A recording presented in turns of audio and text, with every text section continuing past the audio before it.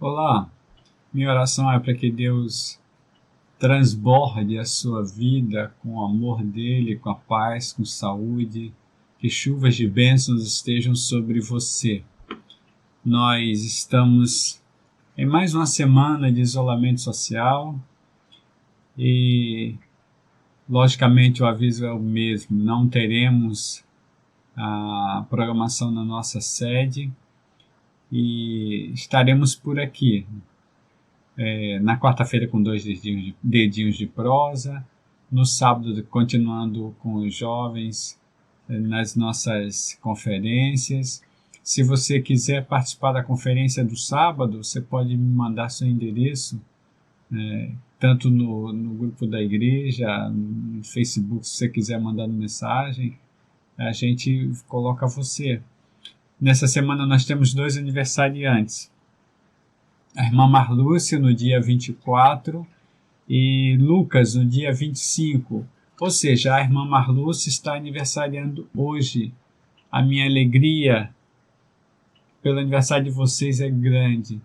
E a minha oração é que o Senhor transborde vocês também, especificamente vocês, com toda alegria, amor, paz, saúde, destreza no espírito. Que o Senhor derrame sobre vocês dois a sua unção. Que essa semana seja uma semana de bênçãos, né? Irmã Marlúcia hoje, Lucas amanhã, e que a semana seja cheia de bênçãos para vocês. Acima de tudo, que o exemplo de vida de vocês seja motivo de transformação para a vida de outras pessoas sedentas do amor de Deus. Deus os abençoe, Lucas, irmã Marlúcia, toda honra e glória sejam dados ao Senhor pela vida de vocês. Lamentações capítulo 3, nos versos 19 e 20, nós desde a quarta-feira estamos falando sobre esperança. Decidi começar a falar sobre esperança. E eu queria trazer hoje, agora, pela manhã, uma introdução para a parte da noite, e aí eu vou falar um pouquinho sobre os sintomas da desesperança, porque é interessante que saibamos sobre isso. Eu não sei como é que é o momento que você vive agora. Eu não sei como você está. Mas a minha oração é para que você melhore diante do Senhor. Esteja bem, revigorado, revigorada, plena no Senhor. E eu trago sobre sintomas da desesperança exatamente para que, como exemplo do povo de Israel, sobre os textos que eu vou citar, nós não sigamos da mesma forma. Então vamos lá. Lamentações de Jeremias, capítulo 3, os versos 19 e 20. Jeremias diz assim: Lembro-me da minha aflição e do meu delírio, da minha amargura e do meu pesar. Lembro-me bem disso, ou bem disso tudo, e a minha alma desfalece, ou seja, se abate dentro de mim. A gente está seguindo uma linha dentro daquilo que nós estamos vivendo, convivendo nesses dias. Nós temos um cenário meio difícil no Brasil em relação ao coronavírus, né? E temos aí mais de 330 mil pessoas confirmadas com a doença, Covid-19. Nós temos mais de 185 mil recuperadas, mas infelizmente temos mais de 21 mil pessoas que vieram a óbito em decorrência da doença. Infelizmente, o cenário mais difícil é o cenário aceitável pela maioria de nós. E por isso a minha introdução nessa manhã, para falar de esperança, eu falando sobre os sintomas da desesperança. Eu quero passar logo para os sintomas dentro do texto de Lamentações de Jeremias. O primeiro sintoma que eu percebo é o cenário. O que é o cenário? O cenário é o conjunto dos bastidores e vistas apropriadas aos fatos que se representam. Ou seja, é o lugar onde decorre um acontecimento, uma ação, uma situação. O cenário que nós vivemos hoje é difícil. Quando nós olhamos para o Brasil, numa luta política, uma luta acirrada, inclusive, as pessoas estão nos extremos, né? E, infelizmente, a nação está dividida nesses extremos, uns contra os outros. Lógico, nós temos diferenciações, mas eu estou falando no que geralmente acontece. E nós estamos vivendo um momento muito difícil mesmo. Uma crise econômica, crise política, crise social, crise na educação, crise na saúde. O cenário é bem difícil realmente. O cenário é tão difícil quando a gente fala da Covid-19, que, por exemplo, e aí já saindo do país um pouquinho, imagens, eu quero relatar o que eu li essa semana, saiu na mídia, imagens perturbadoras de corpos de dezenas de vítimas de coronavírus esperando para ser enterrados nas ruas de Guayaquil, ou seja, no Equador, a maior cidade do Equador, motivaram um empresário colombiano a criar algo que ele espera que evite uma situação semelhante em outros países. O que esse empresário colombiano criou? Camas hospitalares que podem ser convertidas em caixões. São camas de papelão com grades de ferro, né? Mas são camas já preparadas para serem transformadas em caixões. Então, por exemplo, se eu ficasse doente, né, e o hospital me recebesse numa cama dessa, eu já entenderia, né, que o hospital me receberia pronto para a minha morte. É um cenário difícil e a gente não está falando de algum programa de humor, né? Mesmo porque seria humor negro, mas a gente está falando da realidade, né? As pessoas percebem assim e assim elas vivem, né? E aí eu trago o exemplo de Israel na fala do Jeremias, nas Lamentações, né? Para que nós entendamos o cenário de Israel naquele momento também. A gente está falando do cativeiro babilônico. Então perceba, se você pega aí Lamentações de Jeremias capítulo 1, e no verso 1, né, já diz assim: a cidade que antes vivia cheia de gente está deserta. A gente percebe a cidade de Jerusalém deserta, a cidade que é festeira, né? A cidade de grande comércio, o centro do país naquele momento, né? E quem já esteve em Jerusalém sabe como é que funciona Jerusalém. Mas Jeremias descreve, no capítulo 1 é como se o povo de Israel estivesse lamentando, no capítulo 2 é como se Jeremias estivesse descrevendo esse lamento. Mas veja, cidade deserta. No versículo 3 e no versículo 18, os judeus foram transformados em escravos. Você, se quiser, pode ir acompanhando, se quiser, volta depois para ver isso. No versículo 3, né, repetindo, veja que as pessoas não têm lar para descansar. No capítulo 1, no versículo 5, as crianças foram feitas de escravas ou escravas.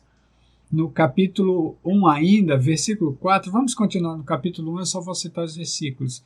No verso 4, as entradas da cidade estavam desertas e vazias. Ainda no verso 4, as festas foram interrompidas. Os sacerdotes gemem de tristeza. Os sacerdotes, nesse caso aqui, o texto diz que os sacerdotes e os homens experientes da cidade, os anciãos, gemem de tristeza. No capítulo, aliás, no verso 19, os sacerdotes, deixa eu ver aqui, Os sacerdotes e os homens experientes da cidade também morreram enquanto procuravam algum resto de comida para matar a sua fome. A gente percebe que há muita fome nesse sentido. As jovens de Jerusalém estão desesperadas, verso 4. No verso 4 ainda, a cidade está em angústia profunda. Veja a situação, o cenário de Israel, especificamente de Jerusalém. As jovens, aliás, no verso 20, é dito assim: meu coração está quebrado de tanta dor. Veja quanta desesperança. No verso 22, o meu coração já está fraco. No verso 6, voltando um pouquinho, você percebe aí, verso 6, capítulo 1, os príncipes fugiram. No verso 10, o lugar sagrado foi invadido. E a gente tem aqui o templo de Jerusalém sendo invadido, o símbolo da religião judaica, né? O lugar onde Deus mantinha comunhão com o seu povo ia para sacrificar, né, diante do Senhor. No verso 11, a gente está no capítulo 1 de Lamentações de Jeremias. O povo geme com fome, né? Vejam. E aí, essa expressão vem direta no verso 16. Não há esperança nas pessoas. Meus filhos estão desamparados. É uma tradução da revista e atualizada. E a Nova Bíblia Viva descreve esse verso como: não há esperança para os meus filhos. Falta esperança para o povo de Israel. Jeremias descreve isso no capítulo 2, nos versos 11 e 12. Essa é a fala dele mesmo. Ele não interpreta a fala do povo aqui. Essa é a fala dele. Ele diz assim, capítulo 2, os versos 11 e 12. Já chorei tanto que não tenho mais lágrimas. A minha alma está atormentada e o meu coração está apertado de dor, vendo a desgraça que aconteceu ao meu povo. As crianças e bebês desfalecem pelas ruas da cidade. Eles pedem às suas mães chorando: onde está o pão e o vinho? Eles desfalecem pelas ruas da cidade como os feridos e derramam a sua alma nos braços das suas mães. Veja um cenário desolador em Jerusalém. O que causa isso em Israel? Bom, se você for estudar o contexto, você vai perceber que a gente está falando, como eu já citei, do cativeiro babilônico. O povo passa por tudo isso por causa do pecado. Mas o que eu quero trazer para você é porque quando a gente fala de desesperança, a gente tem praticamente os mesmos sintomas. Cenário é muito difícil nesse sentido. Eu já tenho ouvido pessoas desesperançadas exatamente por causa do cenário que nós estamos vivendo no momento no mundo, né? Eu tenho visto pessoas dizerem que nossas vidas não serão nunca mais as mesmas. Por exemplo, eu ouvi essa semana numa live uma pessoa dizendo que nunca mais vai abraçar ninguém, nunca mais vai dar a mão a ninguém, porque de repente pode ser que pegue esse vírus, que o vírus não tem cura. Bom, no momento não tem cura para o vírus, né? Não tem cura. Não tem medicamento, não tem vacina, ainda não. Estão estudando vacinas, medicamentos, mas ainda não tem. Mas nós entendemos que vai chegar um momento que será como uma doença, como outra qualquer que seja curável. Como as viroses que nós pegamos hoje em dia, exatamente por causa dos medicamentos que haverão, das vacinas. Tá? Então, mas nós temos pessoas por causa do cenário totalmente desesperançadas.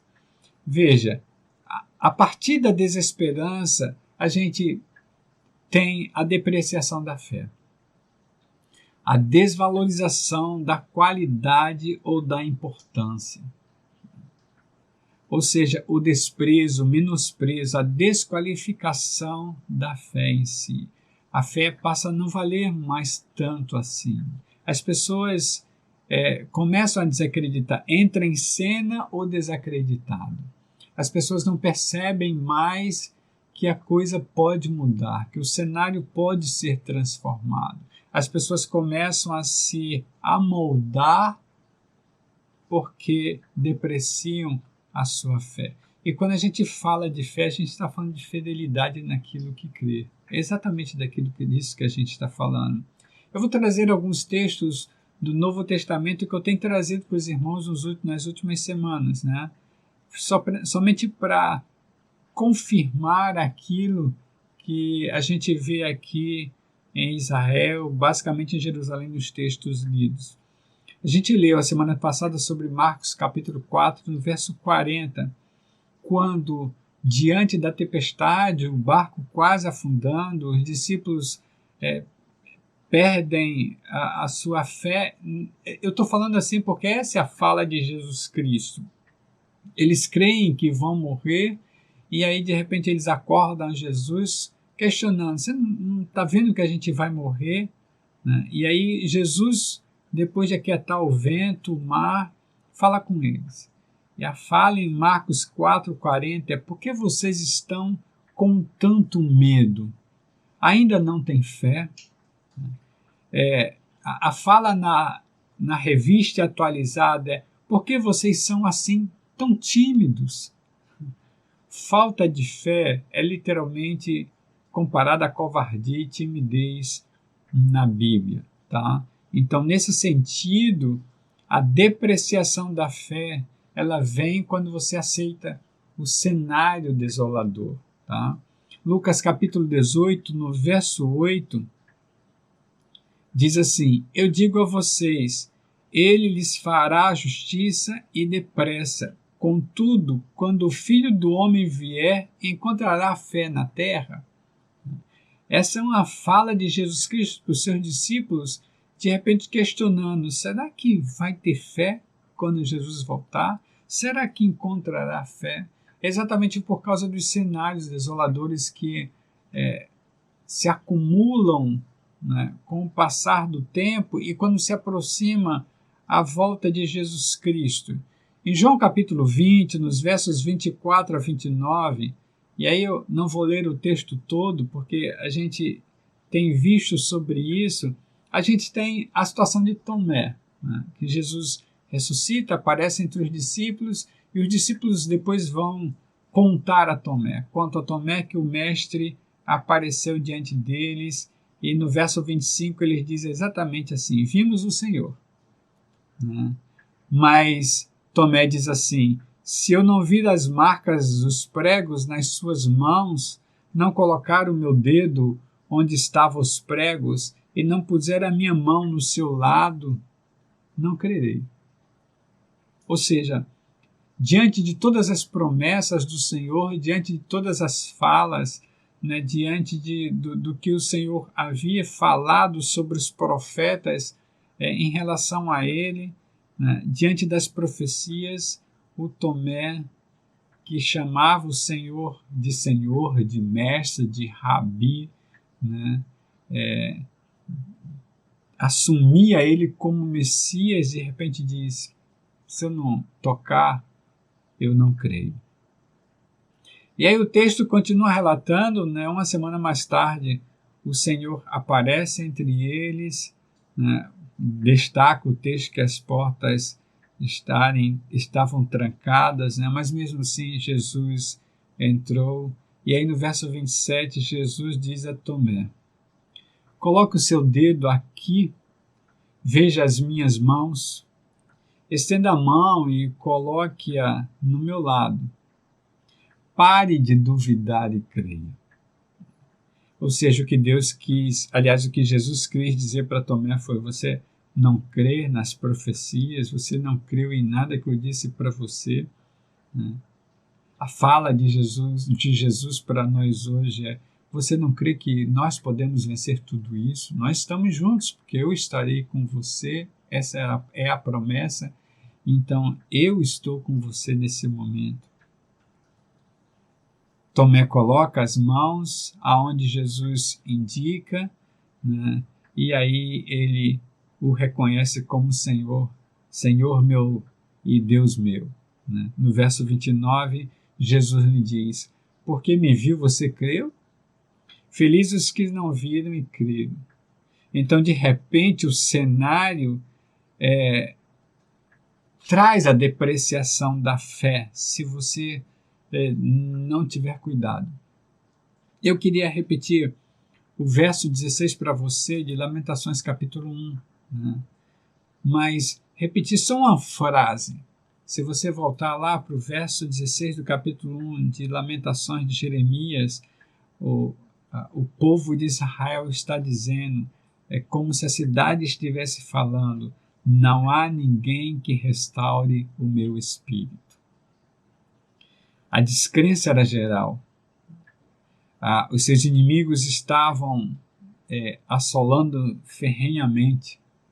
O templo foi invadido. Os bens foram saqueados. Seus filhos e netos foram levados como escravos. O que restou para passar fome.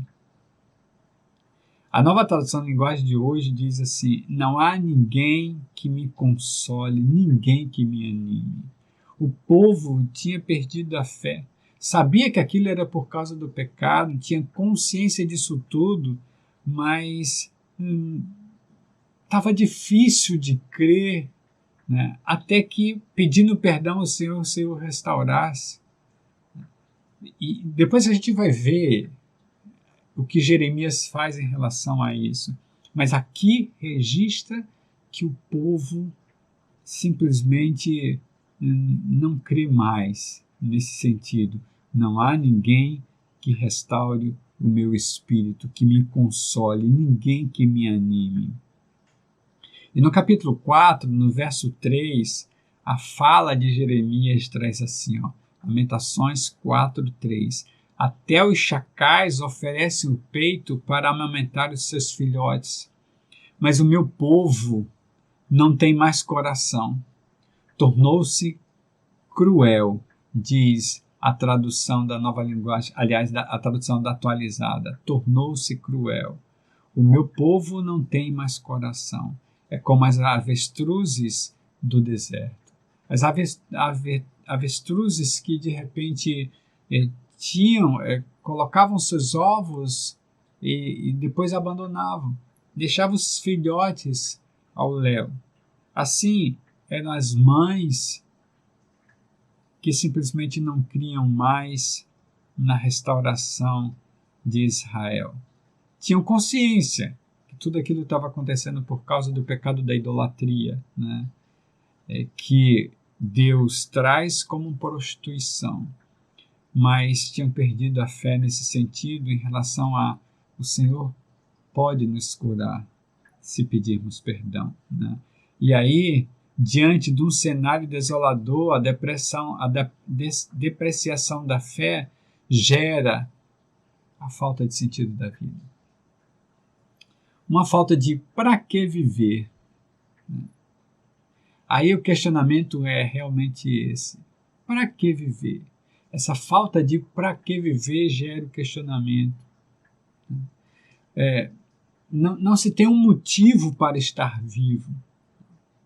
E aí, o texto bíblico, e eu quero voltar somente para Lamentações aqui, nos traz algumas informações que nos dão a luz de como não agir. Veja o verso 6 do capítulo 1, Lamentações 1, 6. O texto diz que todo o esplendor fugiu da cidade de Sião. Jerusalém perdeu seu esplendor. Jerusalém, antes voltada ao prazer, agora experimenta o vazio existencial. Não tem mais brilho. Aquilo que não tem mais brilho não serve mais. Né? Você percebe isso no texto. Né?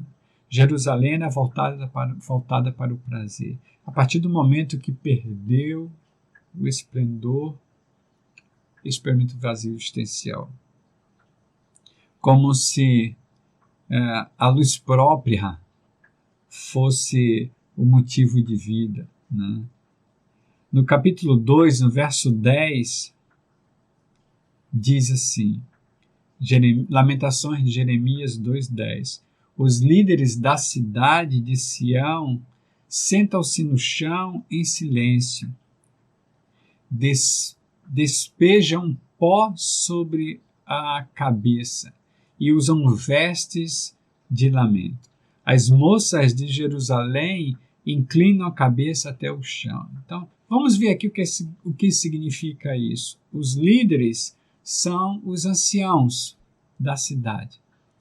Eles costumavam ficar no portal da cidade, resolvendo as coisas da cidade, aconselhando as pessoas. Eles eram os sábios do momento.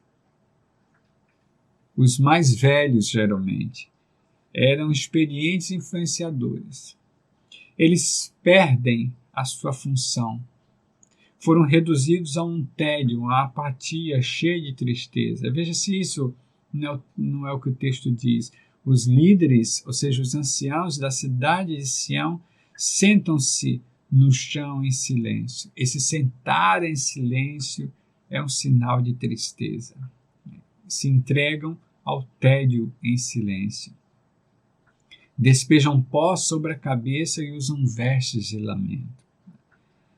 Tristeza, apatia, é o que eles sentem. As moças de Jerusalém inclinam a cabeça até o chão. As moças de Jerusalém eram as virgens, que simplesmente pranteavam por não ter mais condições de sobrevivência, né? E também não conseguir mais o relacionamento matrimonial, porque o povo, a grande maioria dos jovens foi levada para serem escravos e os que ficam são dizimados. Nesse sentido, a gente percebe no capítulo 5, nos versos 14 a 18, Lamentações de Jeremias 5, 14 a 18, caminhando para o final, a gente vê a fala do profeta, né, referenciando novamente os anciãos, os mais experientes, geralmente os mais velhos, os líderes. Né? E aí o texto diz assim: os líderes já não se reúnem junto às portas da cidade. Os jovens cessaram a sua música. Dos nossos corações fugiu a alegria. Nossas danças se transformaram em prantos, em lamentos. A coroa caiu da nossa cabeça. Ai de nós, porque temos pecado. Verso 17. E por esse motivo o nosso coração desfalece e os nossos olhos perdem o brilho. Tudo porque o monte Sião está deserto e os chacais perambulam por ele. Vejam aqui. Os lugares dos mais experientes estão vazios. Alguns levados para o cativeiro, e os que restaram morrem de fome. Como nós vimos anteriormente, sobra tristeza e tédio. A gente tem nos versículos 15 e 17, na realidade já no finalzinho do verso 14, né, diz que os jovens cessaram a sua música. Mas o verso 15 e o verso 17 relatam a tristeza nacional. Né? Olha só, dos nossos corações fugiu a alegria, nossas danças se transformaram em lamentos. Né? Cessaram as músicas dos jovens, corações tristes, as danças se transformam em lamentos. Olha o verso 17. Por esse motivo, o nosso coração desfalece e os nossos olhos perdem o brilho.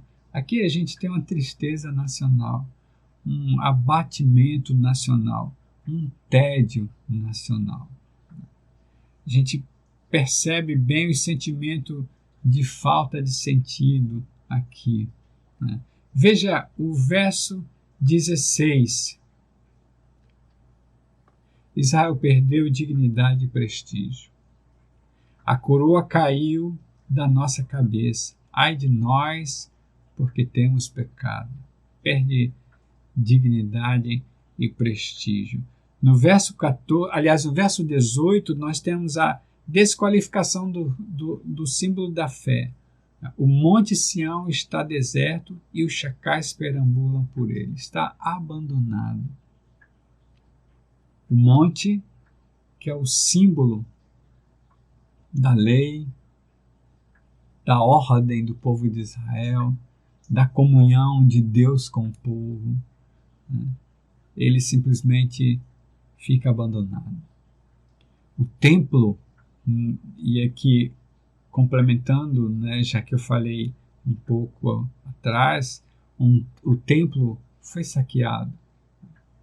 Então o povo tinha seus símbolos de fé totalmente desqualificados.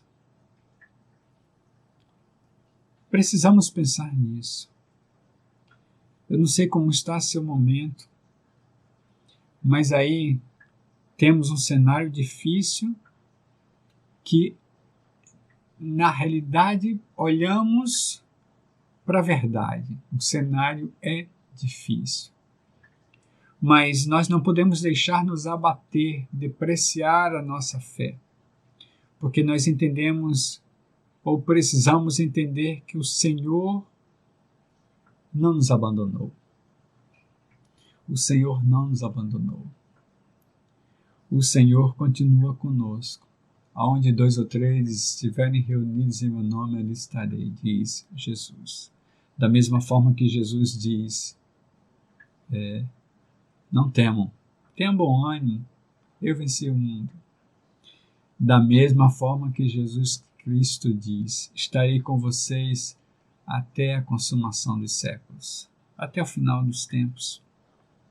Então, precisamos entender que, apesar do cenário ser difícil, ele é real, com a dificuldade extrema mundialmente. Nesse momento, nós precisamos entender que Deus sempre estará conosco. Ele não está alheio ao que está acontecendo com você, com sua família, não está alheio ao que está acontecendo no Brasil, né, no mundo em si. E entenda, se você não desfalece com a sua fé, com a sua fidelidade ao Senhor, você tem um motivo para viver. Você tem um alvo para sobreviver, né? Você pode falar como o apóstolo Paulo, esqueço-me das coisas que ficaram para trás e olho somente para o alvo. E quando eu falo esqueço-me, não quero dizer que se tem uma amnésia por causa disso, mas que as coisas que ficaram para trás foram renovadas na sua vida, foram restauradas, e Deus faz tudo novo, basta dizermos sim. Então, eu quero que você preste bem atenção agora nesse sentido, eu peço assim, porque na realidade essa fala minha agora pela manhã é introdução para a noite. Porque precisamos entender que quando nós aceitamos a esperança em Cristo Jesus, nós simplesmente nos desfazemos da desesperança. Nós nos livramos da desesperança. Podemos assumir que o cenário é difícil, mas entendemos que o Senhor sempre estará conosco. podemos entender claramente que, independente do que aconteça, o Senhor estará conosco. E aí nós iniciamos, né? Porque nesse sentido nós iniciamos com a fala de Jeremias, lembrando-se das aflições, da sua amargura, do seu pesar, né?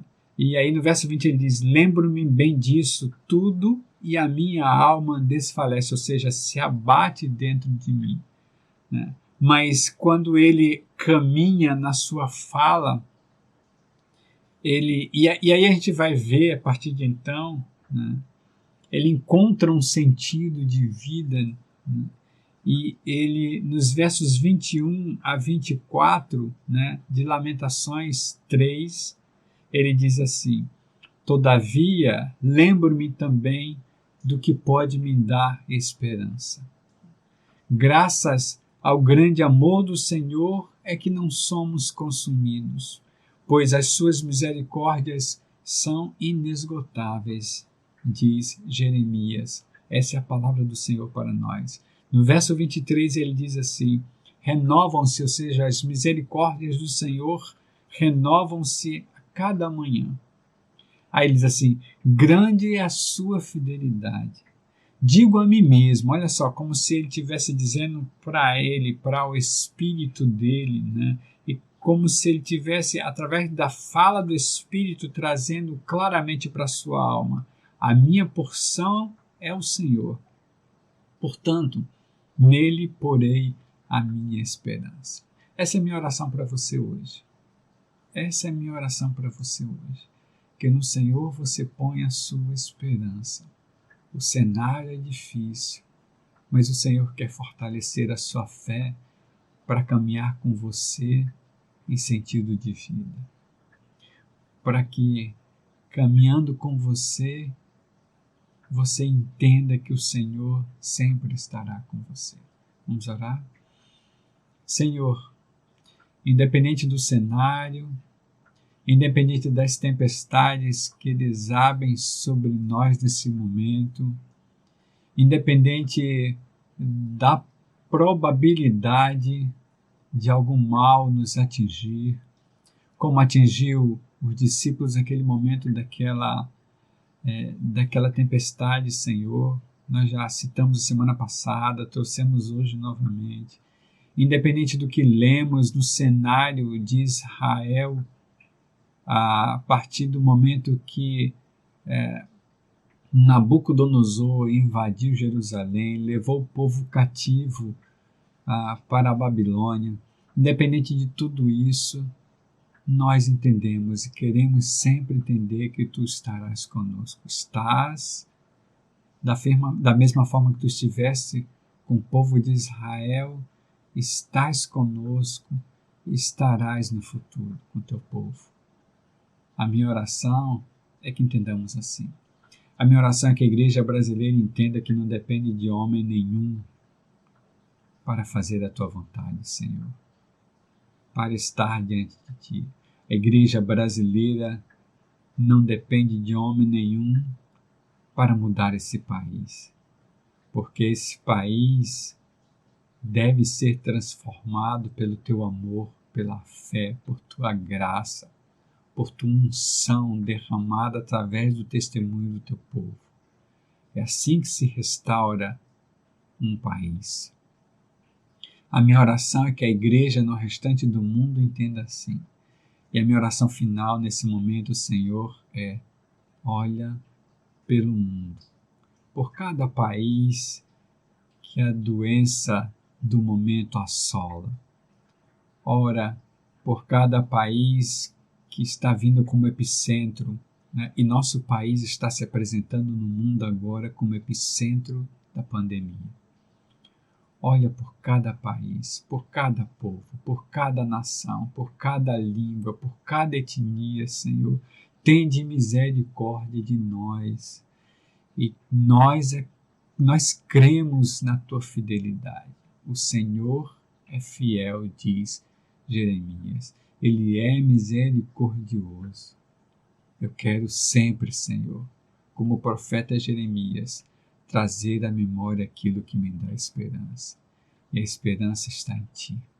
Nós oramos, agradecidos e engrandecendo o Teu nome para a Tua honra e glória. Que o Teu amor, a Tua graça e a Tua unção estejam com todos nós, hoje e para sempre, no nome de Jesus. Amém. Que Deus te abençoe e te guarde, que Ele faça sempre resplandecer o rosto dele sobre você, sempre te dando a paz. Que Deus nos abençoe.